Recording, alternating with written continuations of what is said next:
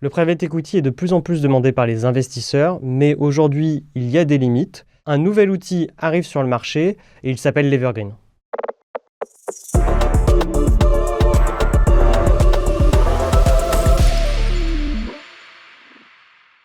Aujourd'hui, il y a 4 principaux problèmes avec le private equity classique pour les investisseurs. Le premier, c'est tout d'abord la durée de l'investissement. Quel que soit le type de private equity ou de dette privée, ça va durer entre 8 et 12 ans pour un fonds fermé. Donc c'est une durée qui est très longue pour un investisseur classique. Le deuxième sujet, c'est la durée que prend l'argent à se matérialiser en termes de performance.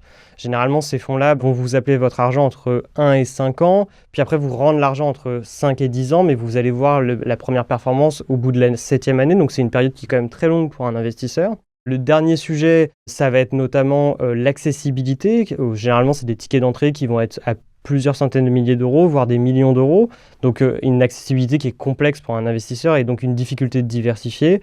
Et un dernier sujet connexe qui est le sujet de la courbe en J. C'est que c'est un investissement généralement qui est en perte les premières années, le temps qu'il y ait de la création de valeur. Et comme on le disait, une création de valeur qui est lointaine. Un autre sujet important est notamment les appels de fonds progressifs. Généralement, comme on le disait, ces fonds appellent sur 5 années à peu près sur le fonds de private equity fermé classique.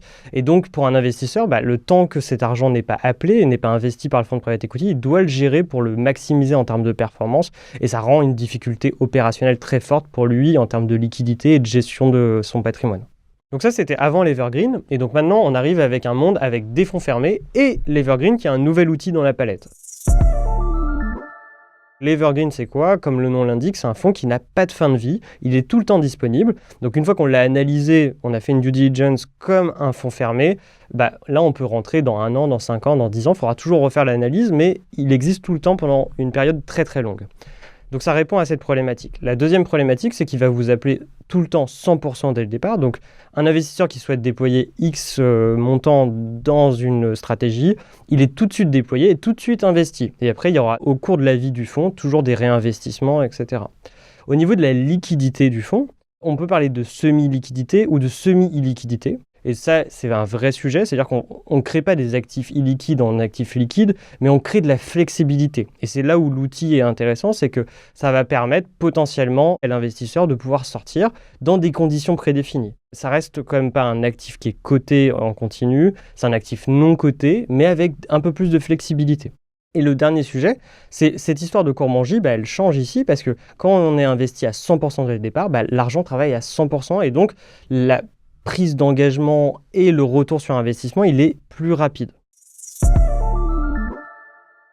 Aujourd'hui, ça crée cet outil l'Evergreen, une frontière entre ces actifs cotés, ces actifs qui étaient totalement illiquides, non cotés avec des fonds fermés, et ça crée une brique, un pont entre les deux, qui crée un peu plus de flexibilité, qui permet dans certaines configurations de marché ou certaines configurations de vie, de passer de l'un à l'autre plus facilement.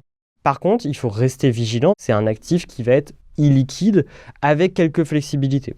Et donc généralement, pour apporter cette liquidité, ces fonds-là n'investissent pas 100% sur des private equity, la dette privée, l'infrastructure, mais ils vont avoir 15 à 20% de liquidité en continu pour répondre à des sorties qui seront demandées par des investisseurs.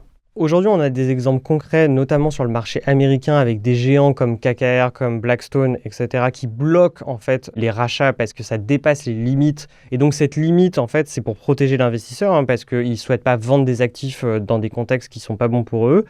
Par contre, ça rappelle l'illiquidité et la nécessité pour les investisseurs qui rentrent sur ce genre de produits de les considérer comme des produits illiquides, mais avec des fenêtres de sortie possibles. Et donc, ça crée une certaine flexibilité, mais qui a des limites. Donc pour finir, ce qui est important de retenir, c'est que c'est un nouvel outil dans la palette d'investissement. On a les actifs cotés, les actifs non cotés et l'Evergreen qui fait le pont entre les deux.